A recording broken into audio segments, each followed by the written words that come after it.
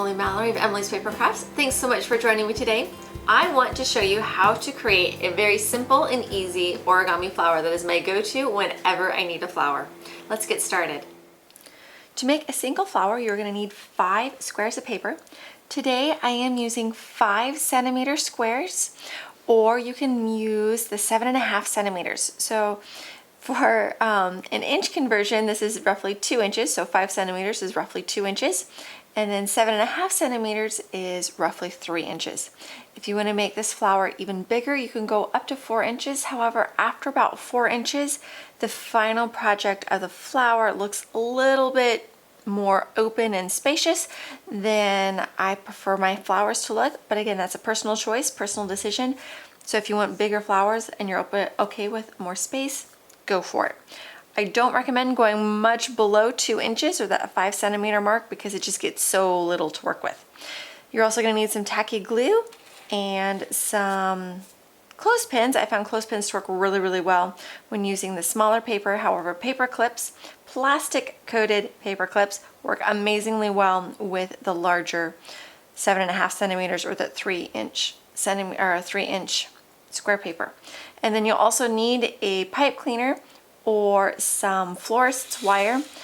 Just as a note of caution, the smaller the number, the heavier the wire, and these flowers do need a little bit of a heavier wire. Otherwise, your stem will just literally fall over under the weight of the flower.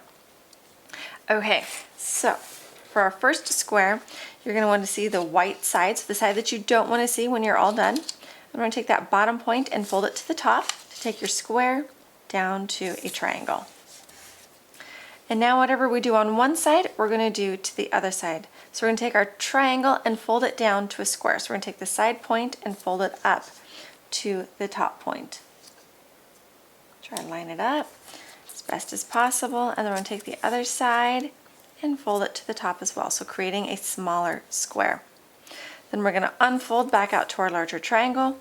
Now we're going to take this edge and fold the edge to that crease line that we just made when we made our square. I call it making a doggy face or a kitty cat face because it looks exactly like, with a little bit of imagination, a doggy face or a kitty cat face if you were to draw some eyes. But just a fun way to help remember the steps in the order that you need to fold them. So then we're going to unfold it back to our large triangle again. When I've taught this in person, this step is the trickiest one of all. You're going to take your paper and you're going to open it up, and I call it rolling it because you're going to take those folds and you're going to roll them so they kind of make a round sort of shape, and then you're going to flatten it. I sometimes also call this making a tulip shape because when we do this to the other side, we're going to have 3 points of the iconic iris or tulip. All right, then we're going to do the same thing on the other side. So again, kind of rolling open those folds and then just squashing them flat. So there we go. Now there's our tulip. So now we're almost done. We could play a game of hide and seek. First we find, then we hide. On the back side of our lower tulip points is a white triangle. So we need to find the white triangle by folding it over onto the colored side. So we found one, now we'll find the other one, and we're just folding it over so it lines up with that edge of basically our square. So then we get to hide our white triangle, so we're going to take this bottom edge and fold it over so it lines up with that other fold edge. So ultimately we go back to a small square shape. And you now have one petal done. Congratulations. Set it aside and make another one. So again, white side up, bottom point to the top point to create a smaller triangle. Then one side and the same on the other side. We're going to take that point and fold it up to the top to make that smaller square. We're going to unfold to our triangle, and then this is where we take our create our doggy face, so taking that bottom edge and folding it up to that crease line that we just made. Then unfolding it, and then we roll it open. Again, trying to go slowly so that way, because this step is always the most confusing and it took me a while to figure it out myself. So I know it's the trickiest one. But there's one side. I find it easiest to kind of pinch and then just use my finger and kind of just open it up and then just kind of roll it toward that sort of top main point of our paper and then just flatten it down. All right, hide and seek is next. So first we find, then we hide. So finding those white triangles, one white triangle and another white triangle.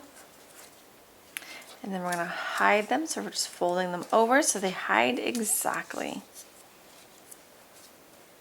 2 done. Woohoo, good job. All right, next 3.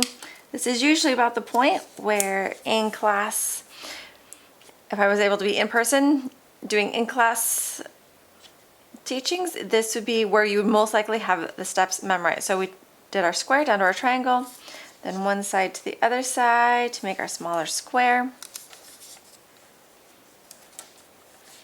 Unfold it to our large triangle, and we make our doggy face or our kitty cat face, whichever one has more meaning to you. Then we open it up again, we roll it. This one I'll do flat so you can see it from a different angle. One side always seems to be easier to do than the other. I don't know why that is. And then hide and seek. First we find, then we hide.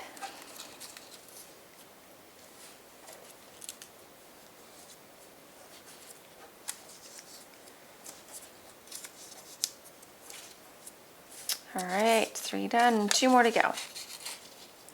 When I have made other variations of this flower, I have seen it done with just 4 petals, and I have seen it done with 6, because sometimes people like to alternate their colors rather than just having a solid petal all the way around.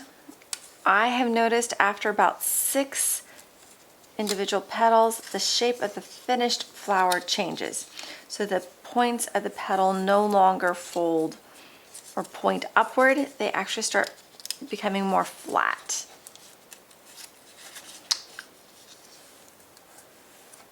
And as well, the inside part of the flower starts to get even bigger. So if you're okay with a large center in the middle of your flower, more petals is a way to go to get a different variation on this flower. Last one. So our square to our triangle down to a smaller square.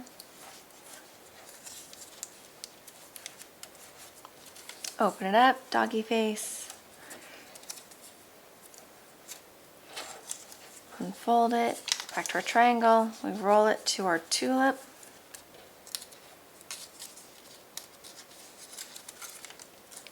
I always find it, maybe it's because I'm right-handed, just to move both of them over here so my right hand can manipulate them. And then we're going to do our game of hide and seek.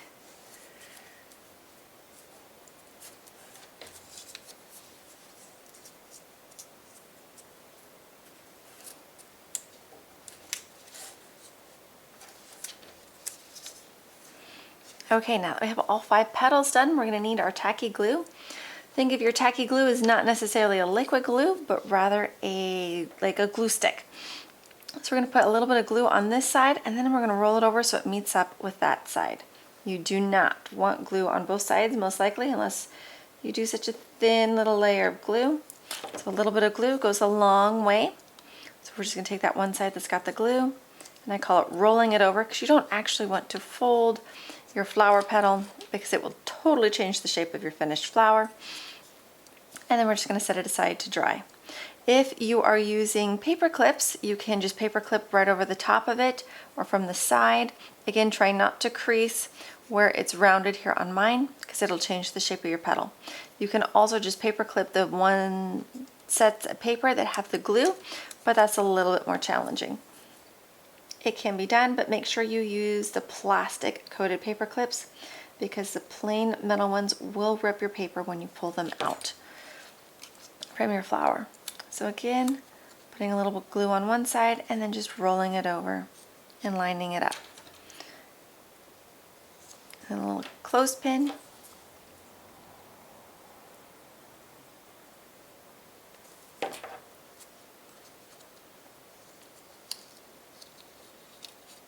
I tend to enjoy doing all of my gluing at once I've done all of the folding, so that way if I get glue all over my fingers, it's not the end of the world, because they're all going to get glued on as I assemble flowers.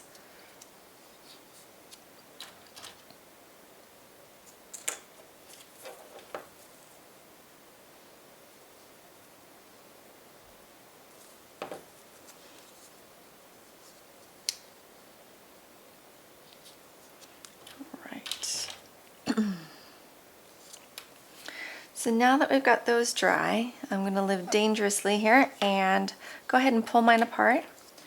And I'm going to pop off the clothespin, and then I'd like to round them out a little bit so they regain a little bit of their shape. And then we're going to put glue down the edge to start connecting them together. So a little bit of glue just right there along the edge, and then line up another one. When I'm doing the little flowers, I prefer to do it in sets of 2 and 3, and then just lay them down so they will tack.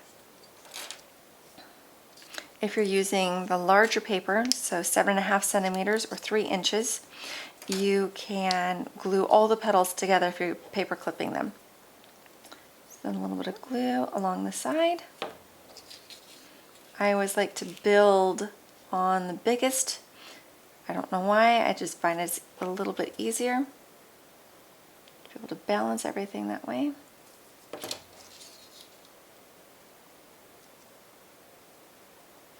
All right, flip it over so gravity can help hold them all together.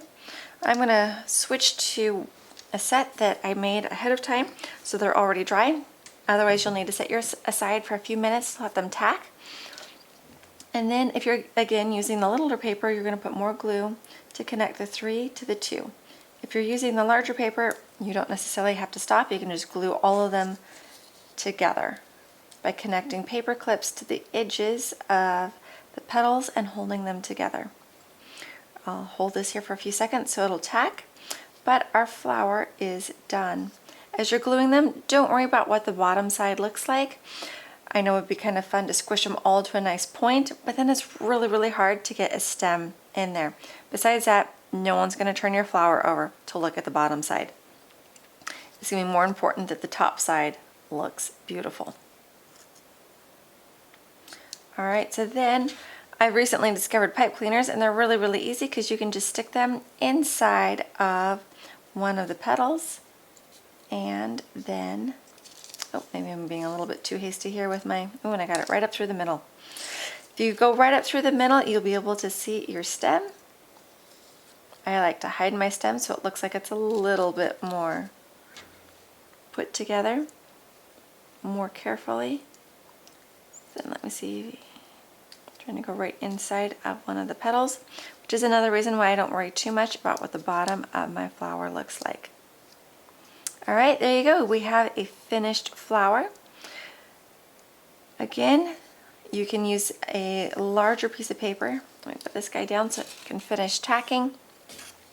So a larger piece of paper just makes a much larger flower, but here's a finished one on the same paper that I was using today. So larger, smaller, so that way you have a size comparison. Thanks so much for joining me today, and I look forward to seeing you again soon.